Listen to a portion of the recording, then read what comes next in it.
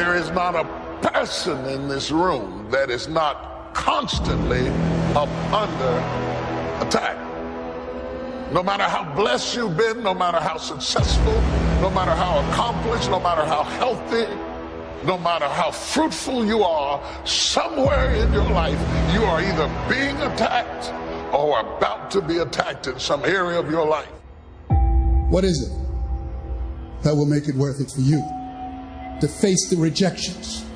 What is it that will make it worth it for you to brainstorm and not be intimidated and say, I can do this? What is it that will make it worth it for you to raise the bar on yourself and say, I got some more stuff in me? What is it that will make it for you when you want to give up?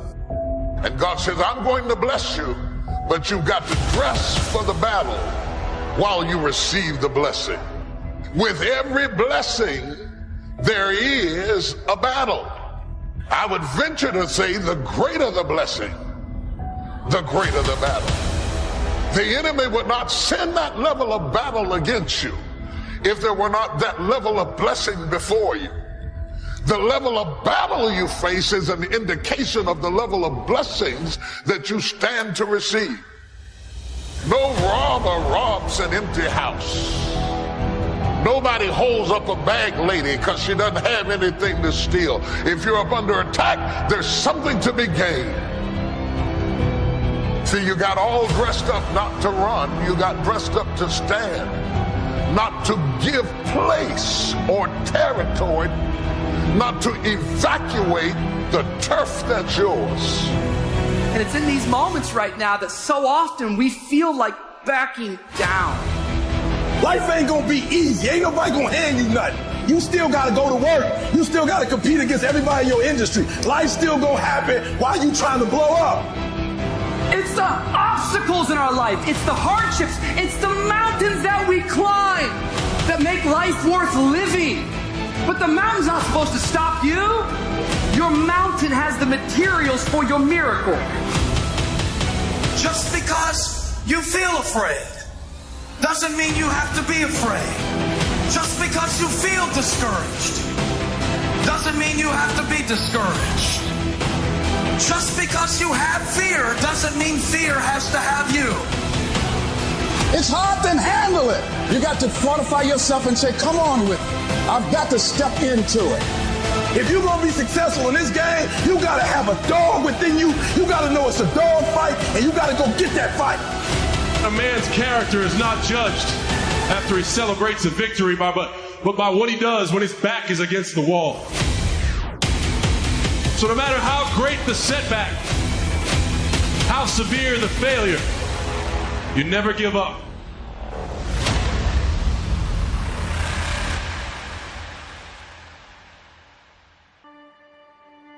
Grab and seize this opportunity like you've never seized anything in your life before to make something remarkable of it. Take advantage. Don't be lazy, especially in the spring. Don't be distracted, especially in the spring. You've got to take advantage of every spring that comes because there's only a handful. Life isn't forever. It finally comes to an end. One of the Beatles wrote, all things must pass. The sunrise doesn't last all day. Spring doesn't last all summer. The sunset doesn't last all night. We all have periods of time, pieces of time. And when those pieces of time comes, what you've got to do is take advantage of each time that comes. At the longest, life is brief. At the longest, life is just a small period of time. So don't waste your springs. Don't waste the opportunity to talk to someone. Don't waste the opportunity to have a meeting. Don't waste the opportunity to come to next extravaganza. Don't waste the chance. Each spring that comes, take advantage of them because there's just a few. Don't let them all pass. Take advantage. Now here's number 3. In the course of the seasons, 1 is the winter, 2 is the spring, 3 is the summer. The summer is called challenging time. In the summer, we've got 2 things going for us. 1 is opportunity, but the other is to watch out for your enemies. Nourish your values in the spring. in the summer. Like a mother, nourish the values. Distributors you've got, make sure that they get plenty of nourishment from you, plenty of training from you, plenty of understanding from you. Don't be short, don't be careless. Give them your best like a mother would give the best to her child. Be like a mother in the summer and give the best you've got to everybody you can reach and everybody you can touch. It's called opportunity in the making. Be careful of those around you. Well, here's what you've got to understand. It's not the 13th floor that sends you your check. It's not the computer that sends you your check.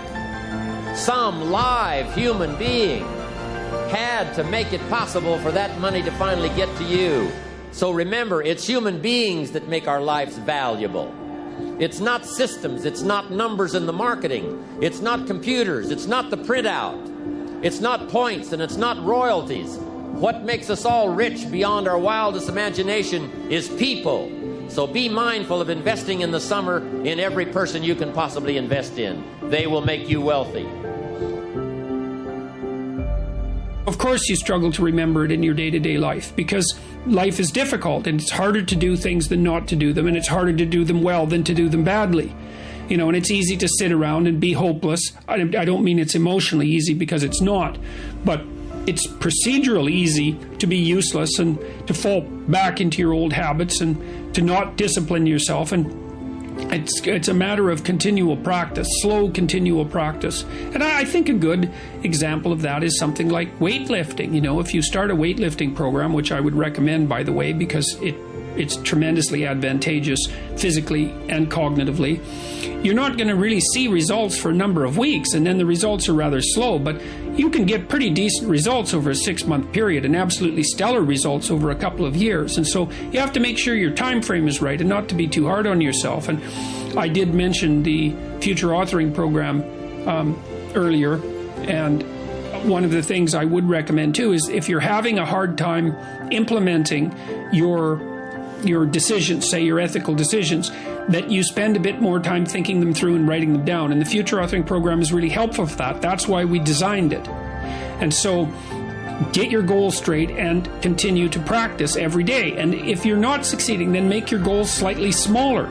You want to make your goals large enough so that they challenge you, but small enough so that you have a reasonable probability of succeeding at them on a day-to-day basis. And then you have to also understand that if you fail on a given day, like let's say you're trying to quit smoking and you quit for 2 weeks, and then you have a cigarette and you think, oh my God, now I've screwed it up, I'm not quitting anymore. You smoke a whole pack of cigarettes. It's like, well, there's a couple of mistakes there. And one is, well, just because you had a cigarette doesn't mean you failed. It just means that you had a cigarette. You can start stopping again the next day. And the fact that you had 1 cigarette in the last 2 weeks is a hell of a lot better than the 2 weeks that you had before that. And so you've got to be realistically humble. You've got to be ambitious enough in your goals so that you're pursuing something that you regard as truly meaningful and worthwhile. You know, and maybe you can judge that to some degree if you think about someone you love attempting the same thing and think about how you would feel if they managed it. And if you would feel good, then that's probably a good what would you say? That would be a good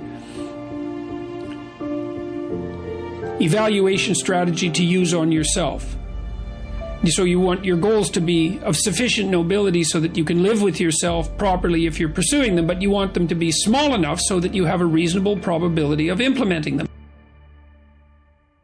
If you're having a discussion with someone and they're talking about things that don't have those characteristics, right, that they haven't made personal, then the conversation is almost never interesting. It's because the person they really are an empty shell through which ideology, cliches and slogans are pouring. There's nothing about that that's compelling because you don't see the grappling. You don't see that the other person has grappled with the ideas and come to their own unique conclusions. And it really is in that mingling of the abstract and the particular that compelling wisdom is to be found. And so that's and then concretely speaking, Well, there's ways of earning your knowledge, and part of that is reformulating it in your own words. That's thinking it through, right? And discussing it until you have it at hand.